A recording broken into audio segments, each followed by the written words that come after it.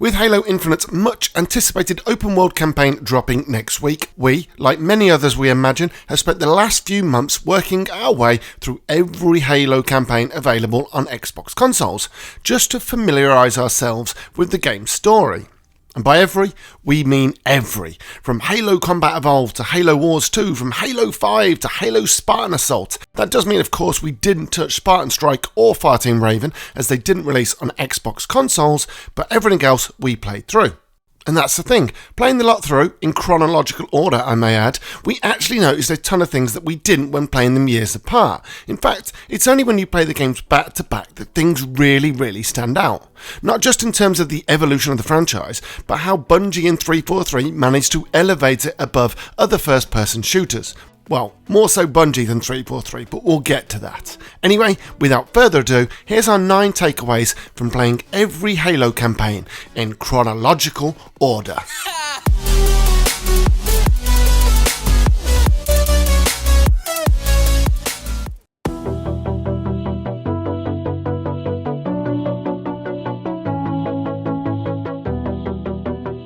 There's been a lot of chatter, especially recently, thanks to the release of the first-person only Cyberpunk 2077 about first-person cutscenes in first-person games. And the first thing that Halo really drives home, in fact, from as early as the opening moments of Halo Reach, it's that first-person games really need third-person cutscenes.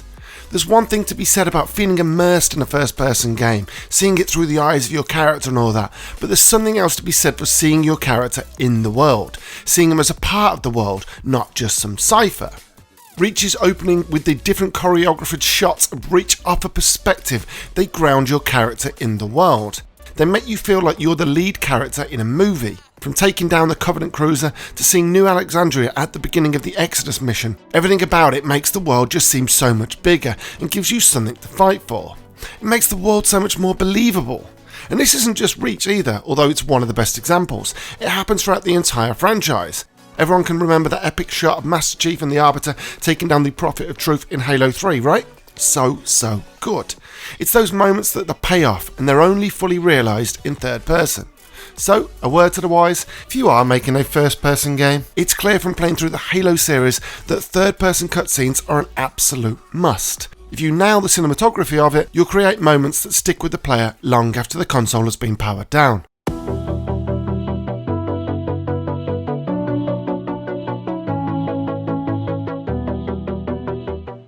If there's one thing that is blindingly obvious about the Halo FPS campaigns, it's that their pacing is second to none, and the variety in their set pieces is staggering. This isn't one campaign either, this is all of them. Yes, even Halo 5 to some extent, but we'll touch on why that fell flat shortly. Halo campaigns are in the perfect position of offering so many different styles of play and things to do that it makes it fairly easy to mix things up from one sequence to the next, which, in turn, contributes to their practically on-point pacing. Halo campaigns take you on a journey where you're on the battlefield, a journey where you're driving a Scorpion, stealthing through a Covenant encampment, then onto a Warthog for a bit, then you're fighting through a base, then you're taking on the Flood, then you take to the skies in a Banshee, and the thing is, nothing overstays its welcome.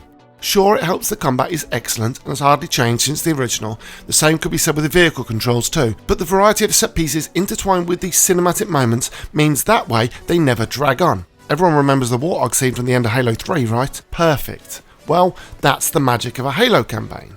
Let's just use Reach as a case study here. The campaign basically goes tense investigation, all-out war, then a vehicle scene, then a stealth sequence, then another vehicle section with a sprinkling of on-foot combat, but in a different setting, of course, then a bloody space battle, and so on and so on. And this is all before we've mentioned the fantastic New Alexandria mission and beyond too, including the tower defense scene from the end of the package mission. Halo Reach is an astonishing bit of game design, something that Bungie nailed and 343 have been trying to replicate ever since. Again, more on that in a wee second. But finally, before we move on, it is also worth saying that Halo isn't just about the pacing, it's the little bits in between that flesh out the world and breathe life into it. The witty comments from companions, Marines pumping bullets into Covenant bodies, the skulls, the secrets, the world design, and so on. The attention to detail is second to none as well, and it helps bind together the set pieces to create an incredible pacing. This is a pretty sweet union we're in. It's fantastic. Stand near the crates, but don't ever move them. Right. Right.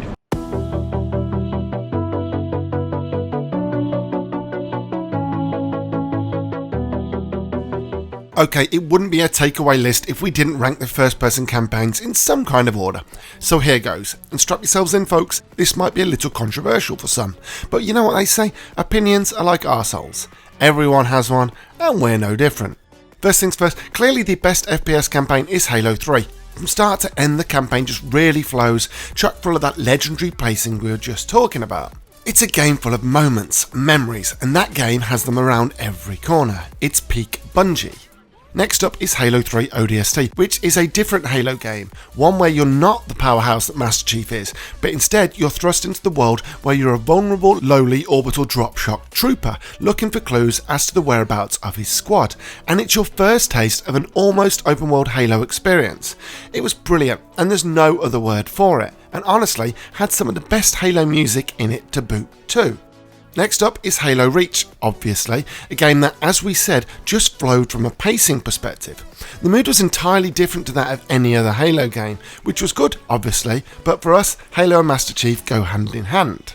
Still, don't get us wrong, Reach was an absolutely excellent video game, and we're talking minute degrees here between the three games. The truth is, Halo 3, ODST and Reach could be interchanged as the top three, and we wouldn't be offended, and we hope you're not either. Where you might be offended is where we're putting Halo 4's campaign, which we're putting slightly above Halo 2's, believe it or not, which, while still very good, Halo 2 didn't quite cut it in the grand scheme of things for us. For one, it did the whole The Last of Us 2 Abby switch before it was cool, and the truth is, Arbiter just isn't as cool as Master Chief. No, I don't care what you say, it's just not true. And two, the Halo 2 ending was far more abrupt than, say, Mass Effect 3 Original's ending. Bang, game's over, have fun, goodbye. And I've got to say, after playing it after so many years, it's shocking how abrupt it actually is. Meanwhile, Halo 4 had the F-41 broadsword level, Midnight, the sequence with the Mantis, Infinity, and the Pelican level, Shutdown, which was excellent by the way. Again, two very good campaigns, but we take Cortana's rampancy plot over Halo 2's unsatisfying ending every day of the week. Next up we have Halo Combat Evolved, which was fine. Well, now it is. Obviously at the time it was revolutionary, of course. Halo Combat Evolved boasts a fairly self-contained story, one that's solid enough, but it's clear from the retreading of ground in various missions that Bungie ran out of development time and kinda had to cut corners. And considering it went from an RTS to a third-person game to an FPS, well, that kinda makes sense. Yep, and then there's Halo 5, which I'm fairly sure everyone will agree that's last, right? Not everyone will agree on our order, but whatever happens, we can all at least agree that giving the Flood weapons and allowing them to drive vehicles was a ridiculous design decision, even to this day, right? Are we just alone on this? Is it just ridiculous that they're driving vehicles? Yes. Anyway, moving swiftly on.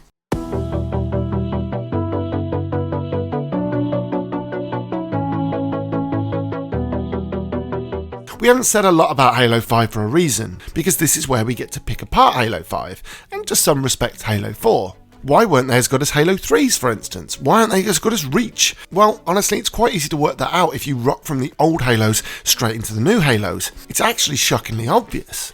Sure, there are two obvious standout reasons. You only play Master Chief in 3 out of 15 missions in Halo 5, which is kind of ridiculous if you think about it. And two, the enemies, the Prometheans, introduced in 4, well, they're just not as satisfying to fight as the Covenant are, which is a big part of 4 and 5's problems. But there are more issues with Halo 4 and 5 than just that, deep underlying issues. Stories aside, let's just break the game down into sections. As we mentioned earlier, while we waxed lyrical over the franchise's pacing, 4 and 5 is where it started to fall apart a little bit from a pacing perspective. New developer, so that makes sense, they're still trying to find their feet. But 343 Industries clearly looked at the older Halo games to see what made them successful. Heck, a load of the devs worked on those games anyway, so that makes sense. The difference between the old trilogy and Halo 4 and 5, for instance, is the quality of the sum of its parts. Sure, each sequence is different, each sequence 343 was trying to mix things up, but those individual sequences just didn't meet the quality levels that were set by Bungie. And on top of that, a lot of the levels just seem to outstay their welcome, something that Bungie's levels never did, as we pointed out earlier. Longer sections do not equate to better sections.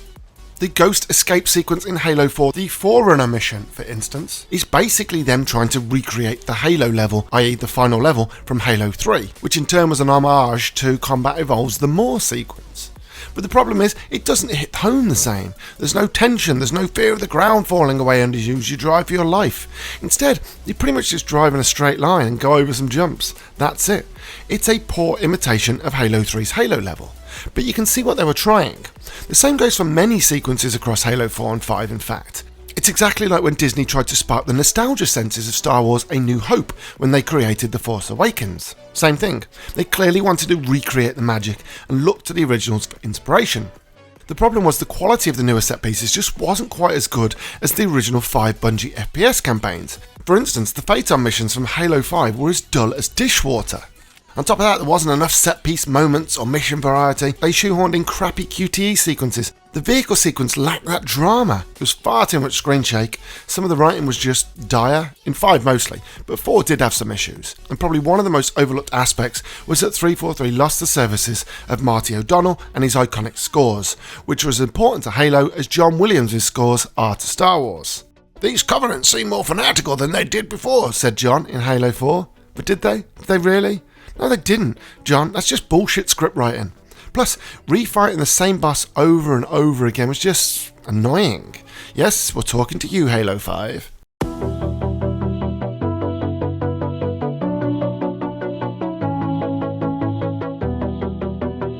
What makes Halo work is the set pieces, the gameplay, the pacing.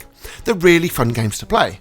From a lore perspective, boy is it a confusing mess though. It started out fairly simply, with a giant space weapon that needed to be stopped by a juggernaut of a hero, and then a plague of a species started to play a massive part, become a massive threat to life in the galaxy as we know it, and there's also an alliance of alien races who want to decimate everyone. Everyone's fighting, it's simple, easy to follow, enjoyable, fun to be a part of. Then, ladies and gents, 343 was certainly drinking from the Matrix Kool-Aid. The Mantle, the Librarian, the Composer, the Didact, they all sound like something from the Wachowskis' minds. All I needed was Chief to walk into a room full of TVs with Digital Chief shouting, "That's bullshit!" and I'd have felt right at home. The truth is that the Forerunners and their lore is just needlessly complicated. You'd need a degree in Halo to have any clue about what is actually going on at any point of time. But before we start pointing fingers, this isn't just 343's fault either, even if they did exacerbate the issue. This started to creep into the game around Halo 3 on Bungie's watch. I will say though, credit where it's due, 343's rampancy storyline in Halo 4 was actually pretty great. Shame they ruined the hard work in 5, eh? Yikes. I guess the beauty with Halo though, is that from a really grand perspective, it's actually just about a super soldier being called in to single-handedly save the universe, again and again. Well, except 5, which was about Master Chief lusting after his AI friend. I kid. I actually don't know what Halo 5 was about, except from racing through the John Locke sequences as fast as possible to get back to Master Chief. Don't tell me what I can't do, folks! That's a lost reference if you didn't get that.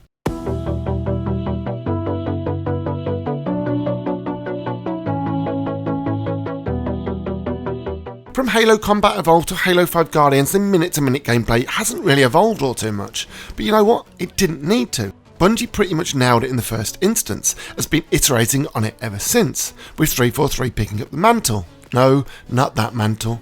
Halo's gameplay is timeless, so there wasn't really much need to play around with it all too much. What they clearly played around with was the weapons and the ammo, or the lack thereof. We can all agree that the battle rifle and the DMR are the best Halo weapons, right? I mean, the Magnum's pretty good, but those two are the main ones. They're just so satisfying to shoot. I posit the question then, why would Bungie and 343 limit the uses of it in its main campaign? Sure, you want to balance the game, right? But don't you want your players to enjoy it more and use the best weapons? More often than not though, especially in the later games in Halo, you're having to use what you can find in the battlefield, and well, Halo's history in weapons is a little bit all over the place, from the sublime to the potato. Let's run you through a bit of a refresher on how it started and how it ended, from an ammo perspective of course. Firstly, Combat Evolved was excellent. It was the only time that the assault rifle was actually a viable weapon, well early on anyway, until Infinite. But not only that, when you do get a sniper rifle, it carries 60 bullets. This is how it should have been, empowering the player. The earlier Halo games did actually just keep replacing your weapons when you started a new mission though, which was rather annoying, considering you literally carried on from where you left off. I get it, but it still annoys me. As you get further into the franchise, the amount of ammo you get actually never feels enough, especially on heroic or legendary. In fact, it diminishes. But in Halo 4, guns just straight up disappeared off the ground, and with Halo 5, they doubled down on the ammo shortage by giving you guns with less capacity. What's up with that? I get it, I think. Bungie and 343 wanted to encourage users to use all these guns that they spent years developing. But honestly, should that be at the expense of fun? So yeah, Halo has an ammo problem. It really well and truly does. Unless you like using the plasma rifle, that is. And if that's the case, what kind of a monster are you? Although that said, dual-wielding brute plasma rifles in Halo 2 was actually pretty fun.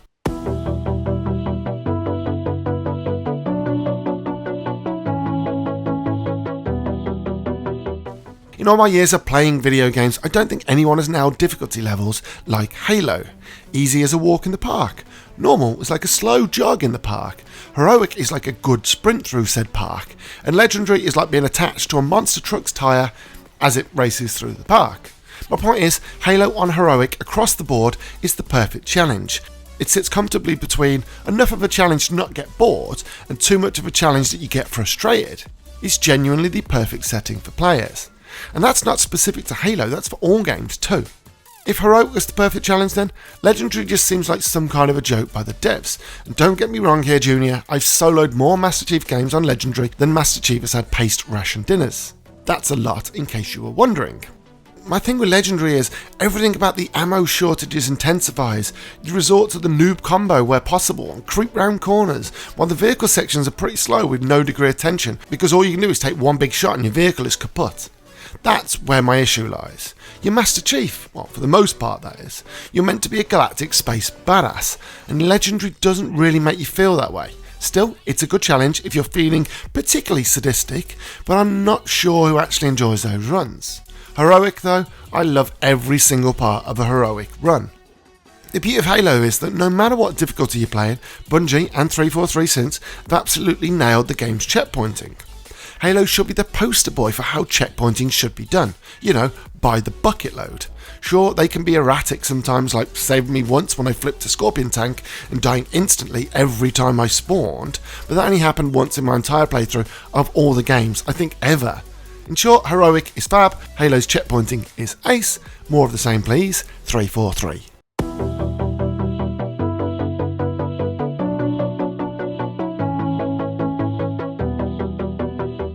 As you probably noticed, we mentioned a lot about the Halo FPS games, but we've not really mentioned the spin-offs yet.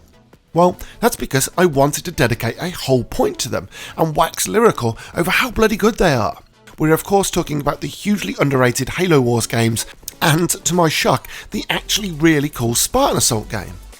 I've known for quite some time that Halo Wars, both of them, are really cool games, but playing them at the beginning and the end of our marathon was actually the perfect appetizer and dessert either side of the main course. As a bit of a secret strategy fan, who would have thought that a strategy game set in the Halo universe would be right up my alley? Well, I did. Everyone before they launched though was saying, RTS games don't work on consoles, the controls are too fiddly. Halo Wars was basically a big two fingers up to those naysayers. Not only was it simple to use and intuitive, but it took its lead from the campaign FPS titles in creating loads of different set pieces to keep things interesting. Throw in some stunning CGI scenes, its own cast of characters, and a narrative that will keep you gripped from start to finish, and you can't really fault them. This isn't just some half-cooked cash-in, the Halo Wars games are genuinely great. Plus, the fact that 343 allowed Creative Assembly to introduce the Banished in Halo Wars 2, the antagonist from the upcoming Halo Infinite, should speak volumes as to the trust and faith that Xbox has in their RTS-centric spin-off. And as I alluded to previously, give Spartan Assault a try too. It carries no plot or bearing on the world of Halo, but it's a really, really fun little twin-stick shooter to kill a few hours. Plus, it's on Game Pass, so you got no excuse.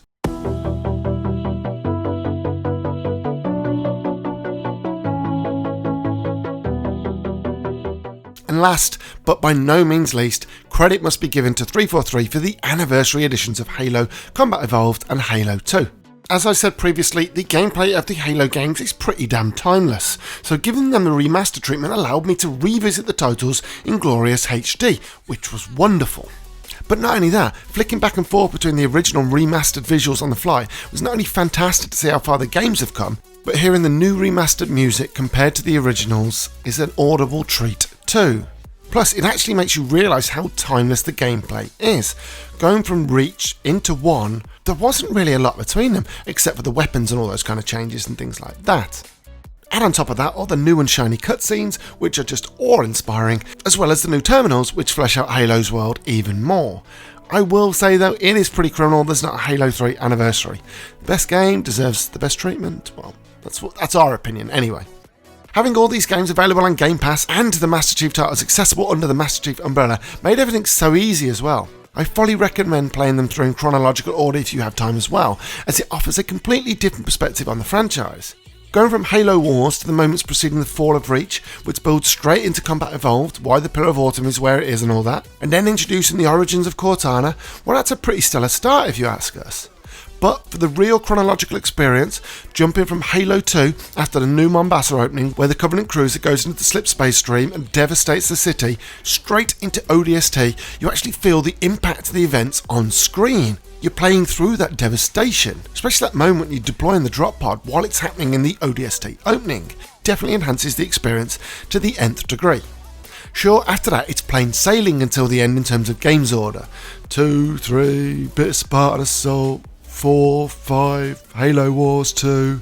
But it definitely makes you appreciate ODST that much more in this order, which is probably why we ranked it second on our all-time Halo list. And if Halo Infinite's campaign is half the game that ODST is, then, well, we're surely in for a treat.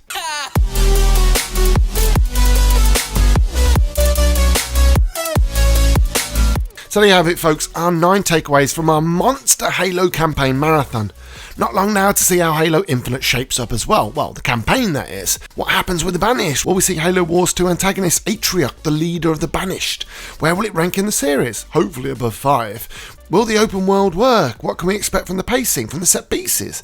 Well, only time will tell, and there's not long left now. Thanks for watching, folks. Don't forget to like, comment, and smash that subscribe button. Cheers, folks. Goodbye.